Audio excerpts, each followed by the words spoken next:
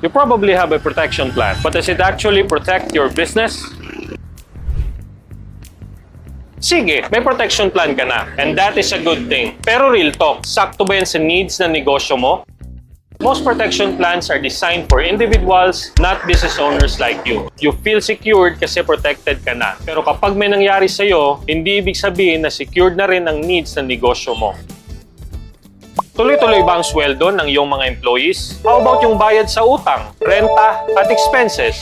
Or baka naman mag-collapse ang cash flow habang wala ka? Kung hindi naka-align ng business risk mo sa coverage mo, you might think you're protected, pero hindi pala. Entrepreneurs need a different kind of financial plan, one that secures both your family and your business. You worked hard to build this. Make sure it's truly protected. Message me now and let's have a quick business protection checkup.